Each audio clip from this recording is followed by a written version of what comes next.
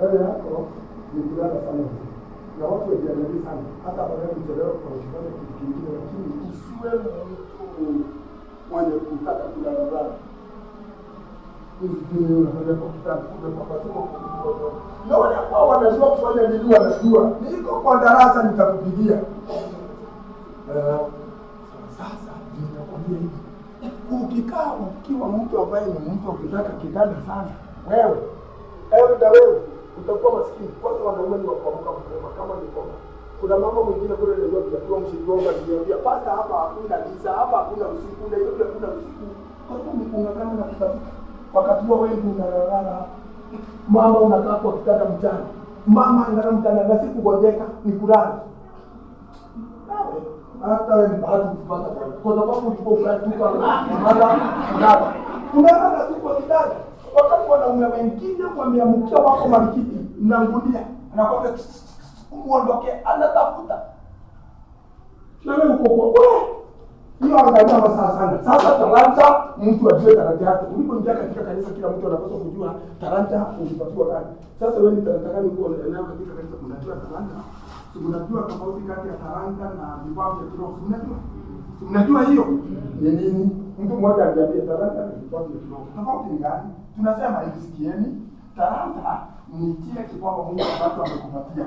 Huku ulizaliwa nacho ama Mungu amekusaidia ukaenda ukasomea. Unasikia vile tunasema? Wewe huko wa carpenter, lakini sasa hivi ukipiga rada unafanya kama mtoto Yesu. Unajenga vitu vinapendeza sana. Nilienda huko Ukambani, chana na watu wamebarikiwa na mambo yao. Watu kila kabila Mungu amebariki. Kama ni wa Kikweli kulima na kufanya mambo.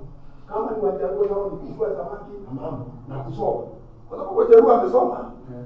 Alafu tena tuna sasa hao wengine mfikirie. Lakini kwa Wakamba nilienda makambi huko, ninakwambia kuna mzee amejenga kakicheni hapa. Mnasikia vile ninakwambia? Ametengea mkewe nyumba kubwa na jikoni. Lakini amejenga kakicheni hapa. Lakini nyumba kubwa hapa ni ndege yule ambaye anabeba watu wangani. Akiwa na mabawa yake ametua na hapo na vioo kama nyumba kubwa hapa. Kama sio mchezo. Ona hapa sasa mnielewi. Okay, karibu. Ndio kupandisha watu, sikieni. Ndio kupandisha watu. Acheni mwambie. Msikie vizuri. Neno la Mungu haliongewi kwa whispers. Haiongewi na ukiwa na sauti. Mungu hata kuita. Aliita Musa, lakini alikuwa na kigugumizi yule. Lakini alikuwa anasema watu wanasema. Nataka kujua ni kweli watu wa Mungu wanaongea kwa ushujaa. Sababu huyu atasomeka kitabu cha Matendo 46. Sijui kama ni hapo. Mimi sasa kama sio hiyo nitawasomea tena. Kwa sababu tena nayo hiyo tunakuja. Lakini 46 inasema, hebu nisikie. 46 Paulo na Barnaba wakanena. Ni hapo. Sikia. Paulo na Barnaba wakanena kwa wakasema wakanena kwa nini? Hapana, nataka mjie. Wakanena kwa neno la Mungu naliongea na madaraka yote. Kwa sababu usipokuwa vile ninakwambia, hakuna lingine utapata, ndilo hilo tu. Wakanena kwa ushujaa. Hiyo unaambia mtu na unamwambia niko na ukweli wa kile ambacho ninakuambia kwa sababu kimeandikwa katika Biblia. Na kama kuna Biblia itatudanganya. Kwa hiyo makaambia ya huyu mama. Kwa ndio hiyo tumekuwa tukisoma. Mimi yangu iko kule hata wakati mwingine siku jinai.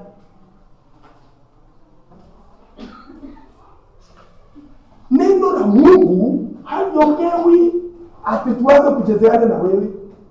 Hata niliona mama mwingine anatoka hapa, anakaa huko, unajua ni nani. Mwingine na hata nikwambie.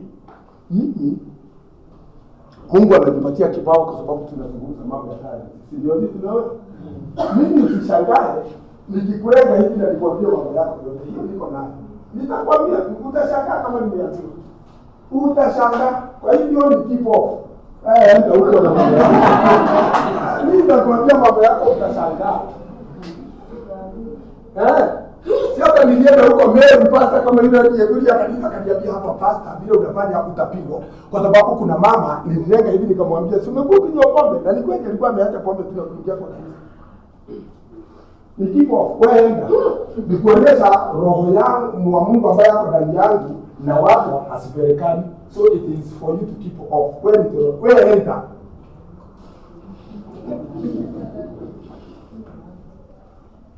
Sasa tulikuwa tumefika wapi? Tulikuwa tunasoma wapi kwa sababu tulikuwa kwa kale. Tulikuwa tunasema nikaenda kwa wakala. Ndege ametua. Na ameinuliwa juu kama amekanyaga chini na magurudumu. Na hata hiyo magurudumu ni ya miti bado lakini imechongwa. Hao ni wakala na talanta zao. Alafu tukawa na kijana mwingine tulikuwa tunakaa na yeye kule Australia, alikuwa anaitwa Bindio. Naye kijana na nikafupi tu kebaba, hakana mambo lakini akili ni kama maradufu. Tunaongea juu ya talanta. Bindio amejenga meza ya mzunguko hivi. Ukiangalia hivi unashindwa imeshikiliwa na nini kule chini. Ukiangalia chini unaona kama yamesimamisha. Na iko ni dining table. Huyo ni Bindio na talanta zake. Lakini ukienda kwa makabila mengine hatuna kitu kama hicho. Hatuna Wakikuyu wachilo kama wewe. Nao pia watalima huwezi. Bila wataweka ng'ombe huwezi. Lakini nao wakiambiwa wateke, lakini kuna moja. Mnajua talanta? Kuna moja ni talanta.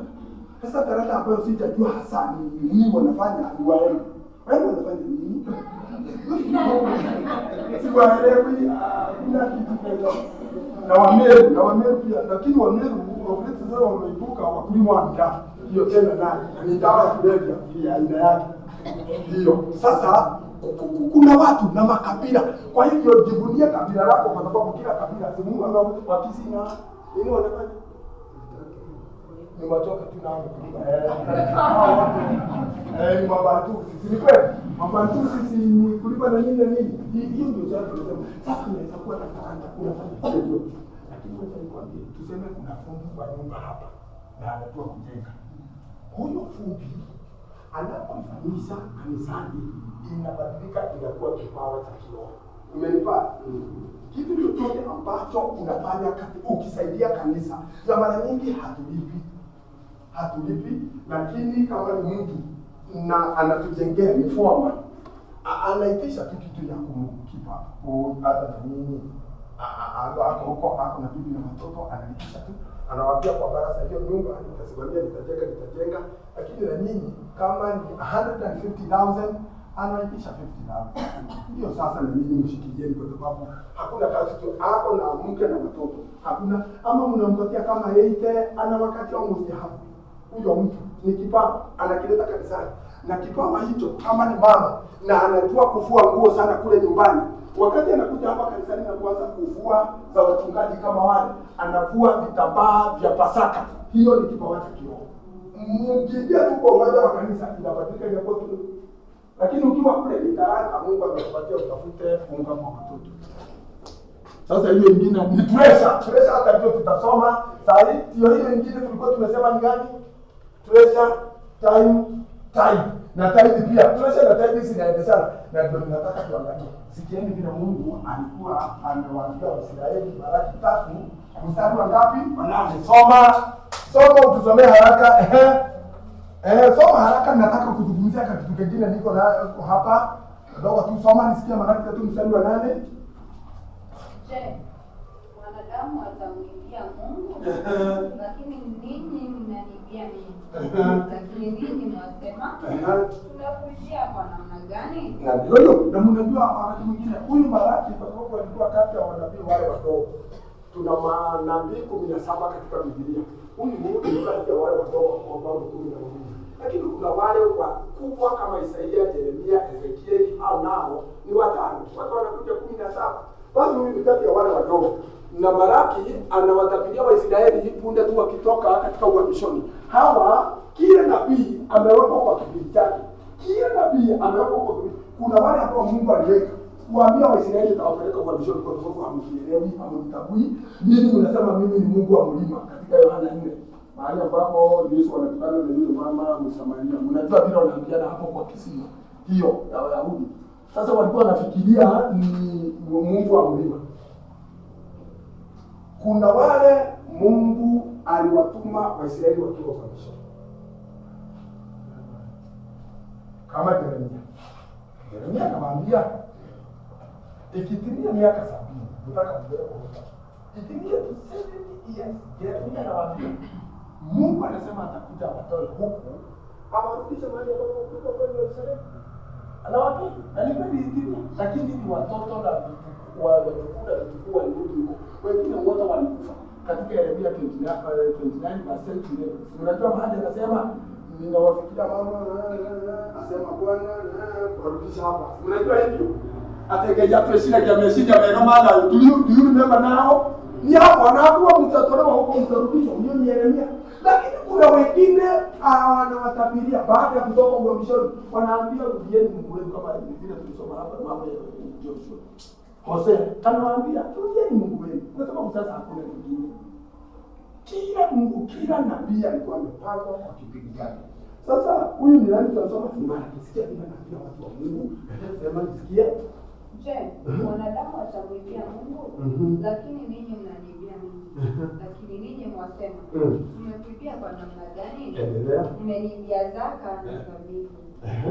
Mmeniibia zaka, zangu ambazo napata kanisa. Tusiongea lakini tukifika ni pesa kwa sababu tunataka sababu ya pesa hapa. Ni ya 10 wakati wote ni sehemu ya 10. Mr. Mdomo, ukipata pesa yote na ningekuwa Mungu akusaidie. Mungu unajua hivyo unaleta kwa akili. Ukiwa na mtu 100, ndio yako ni 90. Halo, na unaanza kupangia renti. Wachana na mambo ya wanahana kwa sababu si yako. Unajua na ofisi akili hivyo madam. Unanipata vile ninakwambia? Ukipata na mtu 200 fix ya kwamba wewe ni 8 kwa sababu unajua 20 ni ya nani? Unanisikia vile ninasema? Na kwa sababu ya kujua hivyo, watu kama Palmolive, wale ambao ni wana historia tulikuwa tunawasoma Palmolive.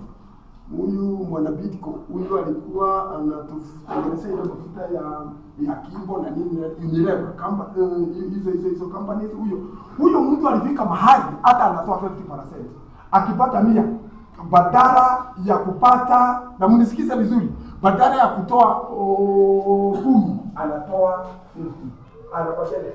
Na wale walikuwa Palmolive alipokuwa hai, hiyo kampuni ilienea na ikajulikana. Alipokufa akaachia wanawe na watu wengine. Wewe sikia hata mafuta hiyo iliisha, akina carbon hakuna hiyo ndio ilikuwa inaleta. Kwa sababu Mungu anakuinua ulamu utakuwa na vitu vyako. Mungu atakuinua tu. Wewe utakuwa na vitu vyako wote. Vile atakuinua. Kwa hiyo sasa ni pesa. Ukipata please chukua tu na ukinunua na mtu kitu kama wewe umeelewa kama kwamba mtoto wako anakaa ng'ama akuletee suti. Ndio huyu anaongea nikiongea. Sasa sikia ndio sababu kama mjeni. Tunasema hivi si kweli hata na sisi tunakosana ni msamaha tu tunaomba Mungu na anajali nasi. Nilikuwa nasema ati basi nikumbuzeni Ati nilikuwa nasema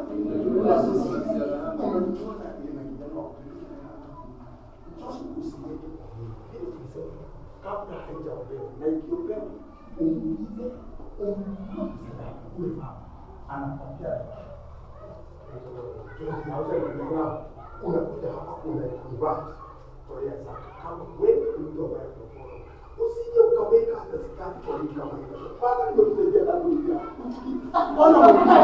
hiyo ndio wasaidia ndio usije ukavaa nguo kama na hata mimi ndio nimwambia usije ukasimama kwa petrol station ukamwambia mwenye kuuza hapo tata tena nimwambie pack for me 2000 shillings na haitatolewa. Hiyo gari yako itakuwa kwa mekanika kwa sababu.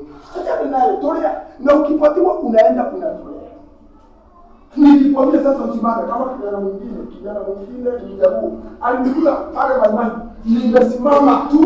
Nimesimama tu hapa nataka kunywa mafuta na kugusiwe kioo. Akaniuliza na tulikuwa na ile topi. Pata hapa ni wapi? Ulikuja hapa sasa ni unafanya kama mimi naenda ile kwa nisa iko pale ni mafuta ndio alienda kwa yule mtu akamwambia uwekea pasta mafuta kiasi fulani nani nikabeba hiyo kwa akili nikatolea pesa zangu time. Kwa sababu amenipatia. Kama ni pesa angekuwa amenipatia hivi, ningetolea. Kwa sababu taidi tunatoa wapi? Kwa zawadi zile ambazo tunapatiwa na watu. Umekutana na mtu madamu amekupatia 200 ama ni mtoto wako amekupatia 100, hiyo ndio unatolea. Unanipata vile tunasema? Ile ambayo tumelima, ile ambayo tunafanyia kazi na kutoka kwa mazawadi, ulizia mtu kama wewe umeendelea. Unajua kuna watu wanafanya kwa Ukristo. Kama wewe ni ule wa standard 1, kwa sababu ni kama shule, utatolea. Lakini kama ni mtu amefika university na kuendelea Kikristo, sio elimu ya hapa duniani nasema. Si mnanipata? Unajua ni wapiga mfano. Ni mfano ndio. Kama wewe ni advance, unaweza mtu. Gari yako utakuwa tu ukiongeza mafuta na maji. Watu wanashindwa. Kwani wewe hiyo ni sisi tumekuja. Lakini ukianza kuingia unaingia gari yako na wewe utakosa kutoka kwa makanika. Na kuna kuingia hapo. Makanika atakumanga ile ndano na tano. Ndio anakuja ile ndano. Na kuna wakati mwingine mbona sasa imekata pesa kabisa unasikia sasa ni 10,000. Unaiweka kwanza nyumbani. Unatembea kwa miguu kwa sababu yule ambaye alikubariki na wewe kulimsa.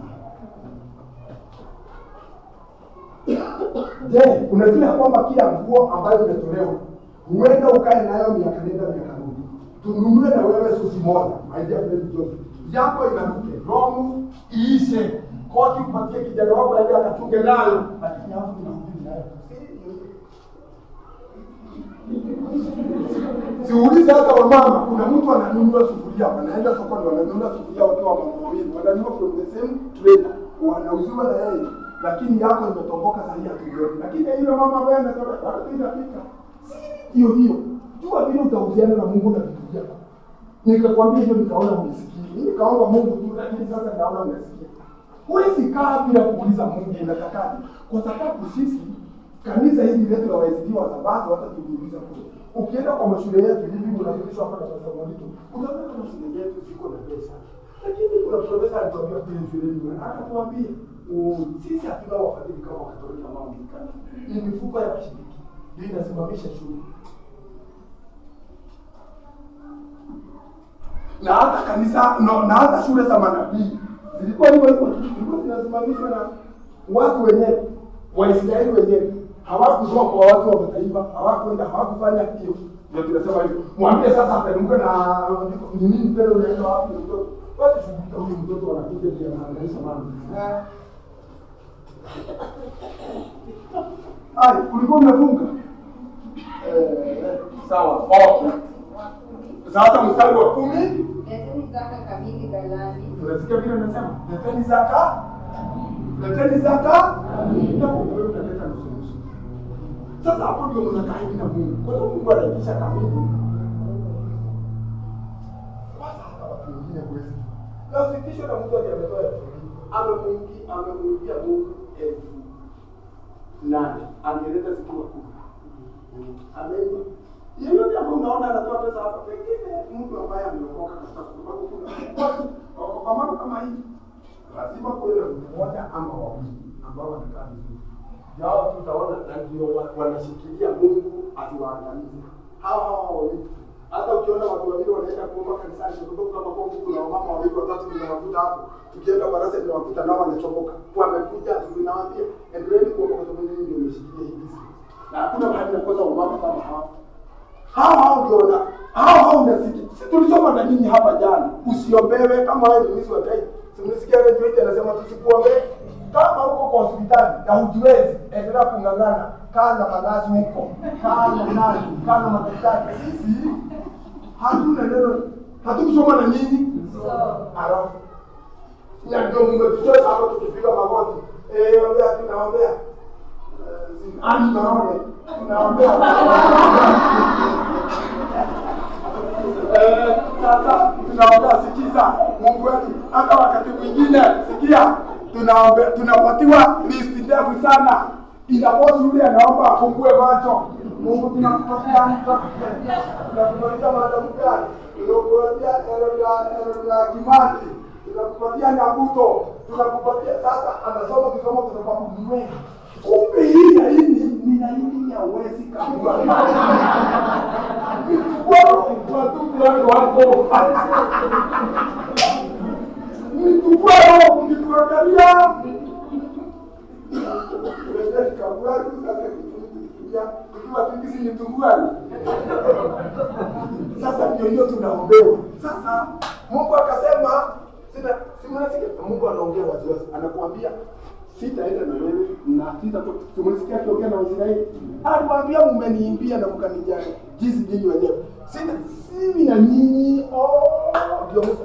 Joshua akajua kweli tunafanya kitu. Kudai Mungu akawaambia, na ukirudia Mungu, kurudia alisema nani? Endelea usikia. Kuna kitu unataka kusikia hapa Nendeni zaka kamili ghalani, ili kiwemo chakula katika nyumba yangu. Mkanijaribu kwa njia hiyo, asema Bwana wa majeshi. Mjue kama sitawafungulia madirisha ya mbinguni. Sasa sikia mibaraka, mjue kama sitawafungulia madirisha za mbinguni. Na kuamwagieni baraka. Kuamwagieni baraka. Hata isiwemo nafasi ya kutosha haula. Unaona nimesema kitu kwa sababu tunachezea Mungu mbaya. Lakini kuna watu wanakaa na wanaogopa kutoa. Wao hawakosi chakula, hawakosi nini, hawakosi nini. Siri ni kutolea kwa Mungu akuonyeshe kitu chake. Tafadhali ninakuomba usiguze kitu cha Mungu na utaona vile Mungu atakufanyia. Kutoka sasa na kuelekea kwa sababu uko unajua usiguze kitu cha Mungu. Na hata kama ni kwa ng'ombe ukisikia unapopita chini ya fimbo ya wale hesabu fanya hivyo. Na kama ni kwa mashamba tafadhali panda kwa laini jua vile utatolea Mungu. Na kama ni pesa ndio hii. Endelea usikie vile Biblia inasema, kuna mibaraka mingine inasema hapo na ndio nataka msikie. Na Mungu hatakani nami kwa ajili yenu mtamkemea yeye alaye, wala hata haribu mazao ya ardhi yenu, wala mzabibu wenu hautapukutisha matunda yake kabla ya wakati wake katika mashamba, anasema Bwana wa majeshi. Na mataifa yote watawaiteni heri, maana mtakuwa nchi ya kupendeza sana, asema Bwana. Sikia, na mataifa ambao tumepakana watu wa mataifa watakwenda. Kuna mambo moja ninajua sana nilikuwa siwezi kusema nyumbani. Ilikuwa mahindi ilikauka katika eneo lao ukielekea kule Myanmar. Na shamba ilikuwa na mahindi. Kweli Mungu anakueleza. Na kama Mungu anasema hata huo mtu wa matunda hautapungutisha matunda yake. Ni kumaanisha haitaanguka kabla iive. Kwa Waisraeli ingekaa tu ya matano. Lakini sasa ukiona kitu kama ni matunda inamwagika kabla ya wakati wake, ndege wamekuja wamevamia kwa wingi sana, kama jua ya kwamba kuna kitu umekosea. Naye Mungu anasema mataifa mengine wanaanza kusema hawa watu kwa sababu wanaobariki. Umesikia hiyo?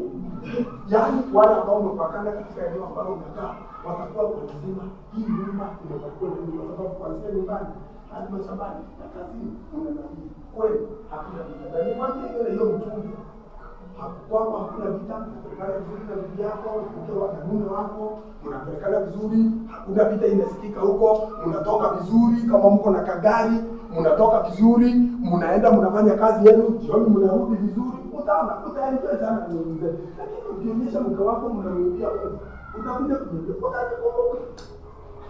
Ninakwambia wazi na usikii. Na nilikwambia wewe mzee huyu tunaongea naye, lakini si mimi mzee. Unajua ni mfano.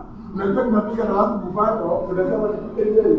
Sinakwambia hivi mzee. Usiwaze sasa kufanya hiyo wote ndio utabadilisha. Wacha kuuza kitu cha Mungu kwa sababu hii ni hatari sana. Inatafuna hata kile ambacho utakimbia. Usiwaze hiyo. Mtu ambaye ako na swali basi, kwa sababu nimekuja kwa kuuliza. Sasa nimesimama kuuliza ukisimama au tuende pamoja. Na imani.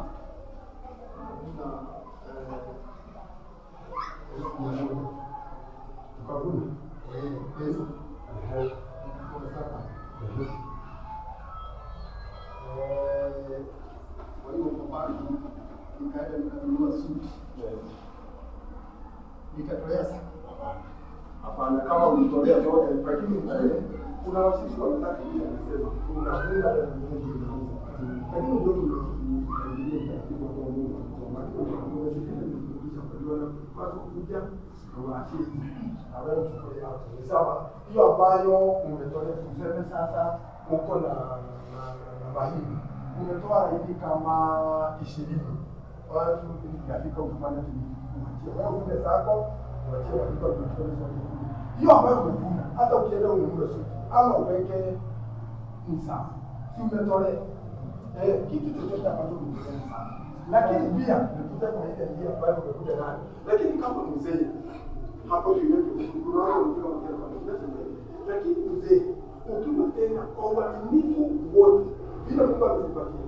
Umevuna hiyo pesa na umevuna 1,100.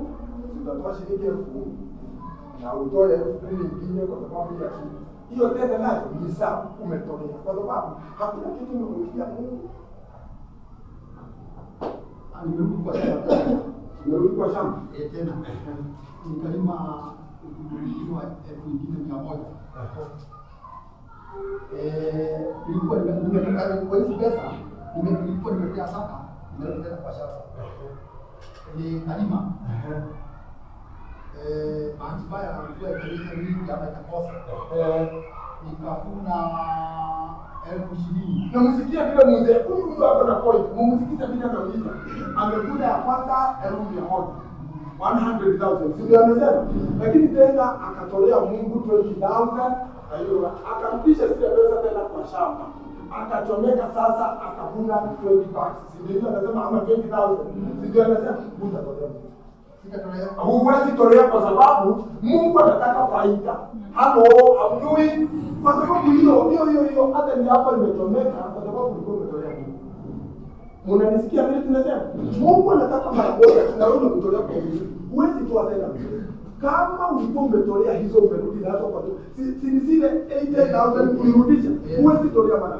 Sasa kile ambacho kitakufanya utoe tena ni ukipata 90,000 sasa utatolea hizi 10 ziko juu 8,000 na hakuna kuhesabu hakuna kuonisha gharama.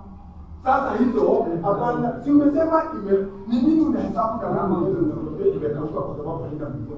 Unahesabu nini? Na tena ile ndio ulikuwa umepita tulimuona na mzee ukaniambia sasa si kuhesabu wewe unapitia kwa pesa. Si ni kweli? Sasa pesa hazijafika hata siko karibu. Hiyo sasa huwezi tolea tena na mkuu tolea. Mungu si mwizi. Hivyo is not a qualified. Na Mungu anaelewa. Kwanza kidogo kwanza kitu ambacho sio na tena umekuta kwa sababu wewe ni kosa hiyo. Umechukua loan. Tuseme kwamba umechukua 100,000 na unataka kuweka mtumba ama nini. Wewe ndiye utajua kama hiyo 100,000 utaipeleka kwa watu wa mitumba kule Nairobi, kule Gikomba. Uone kama utaiweka yote kazini. Mnanisikiza? Tunasema uko na 100,000 na umeweka kwa banki ya Equity ama KCB na umekupatia loan. Ni loan, si zako, wamekupatia 100,000. Unataka kuweka kazi ya mitumba ama kazi yoyote. Wewe kama ni wewe utaiweka yote hapo. Nawe on a weekly basis unabeba basi. Unatolea Mungu. On a weekly basis kila sabato kila unauza unahesabu kila siku unauza 500 unatoa 50 100 unaweka. Haya unaweka hiyo ndio utatolea pesa. Ama ufanye hivi umepata 100,000. Basi kama umepata 100,000 utolee 20,000 kama kawaida. Unajua vile tunatoa. Basi sasa 8,000 uweke kwa kazi. Sasa wewe hiyo yote utauza ni yako mpaka utakapouza more than 8,000. Sio mbaya. Na inakupasa ukae na kitabu unaandika ili unanakili vizuri old stock. Unajua old stock ni hii na nilikuwa nimetoa. Ile ambayo utakuja nayo wewe ndio ndio kila siku. Usigombane na Mungu. Shida hapa ni kugombana na Mungu. Kwa sababu kugombana na Mungu bila ushauri ulikuwa unagombana naye mwisho ni wewe. Sasa kuna swali hapa kidogo. Ukiinua mkono na ni vizuri tumeheshimiana. Sasa tunaimaji ukiona yule anauliza ni kijana mdogo na shosho wao alikuwa mdogo. Kweli mtu mafia au unaona kwa nini? Sasa watu ndio kwa shosho tusikia.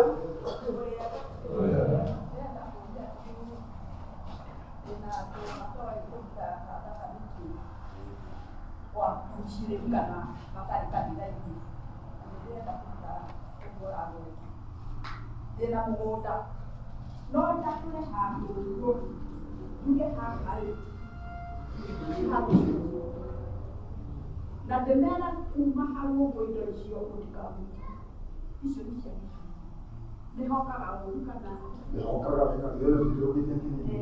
Hapa tulisema hivi. Unakumbuka tulisema jana kuna wale ambao wanasema hivyo na unaweza fanya hivi. Ukate uambie watoto wako hapa msije mkokosa kama yule mzee wa Murang'a niliwaambia. Si ndio anasema? Haya. Na unaweza toa kabisa upatie kanisa wajenge, uambie uite pasta, muandikanie kama ile kanisa lake la nyumbani. Hata hawa wametoa kanisa kwa kama hamjui. Huyu ametoka kwa kule na wametoa mama yao, kuna kanisa wamejenga kwa huyu. Mama huyu mke wa tatu. Nisiseme mama yao kwa huyu kwa kanisa. Huyo wametoa kanisa kwa watu wanaenda kuabudia kwao. Ni uwanja mama yao alitoa kwa kanisa. Unaweza fanya hivi. Na ninaona kwa sababu watu sana. Maisha yako ya hapa duniani ni utapeana. Isipo tu kumwambia. Na hata watoto wao wanakaa vizuri sana kule. Watu wasikia na vita. Sasa mama yao tunamkupa tu kwa sababu alikufa, tunamkupa katika hiyo kanisa. Kwa sababu watu wanaenda kuabudia hapo. Na wanapoabudia hapo wanakumbuka mwenye hiyo ngoma ni nani. Hata mimi kanisa la kwangu nyumbani anajua yeye mwenyewe anajua. Tumepewa na mzee. Na huyo mzee unajua alisemaje? Anasema ninataka tu mlete twende mjana tuweze kusikia kwa nani. Hiyo tu ndio ninawaitisha. Mtoa tu hiyo shamba mtu. Akatuletea hiyo dini hadi nilikia shamba. Hiyo ndio unaweza tolea Mungu kulingana na Ukristo wako umefika wapi. Sasa wewe unaweza kufika kwa Ukristo wa jina kwa sababu yule alikuwa mama wa zamani na imani ile hatari. Sisi tukiwa watoto wadogo alikuwa mama hatari, mama ya yule. Na unaona hata msichana wake amemweka tu hivi amefuata hizo nyayo. Unaweza na hata unaweza kata kama ni vitu unataka shamba la kanisa liweze tu. Lakini mimi ningesema hivi, badala utupatie kwa sababu vijana wako hatuwajui wanaweza tunyang'anya baadaye. Ni vizuri utupatie kwa sababu hata kitu chochote tutapanda kwa hiyo shamba ni cha kanisa. Sasa hapo ya kitu ya kurudisha ile unatupatia hata kama ni itakuwa hivi. Na unaweza fanya hivi kama mama mwingine tukienda makambi nikiwa pasta huko, anatukatia shamba, anatuambia ile mahindi yote mtatumia wakati wa makambi, mimi nitatoa.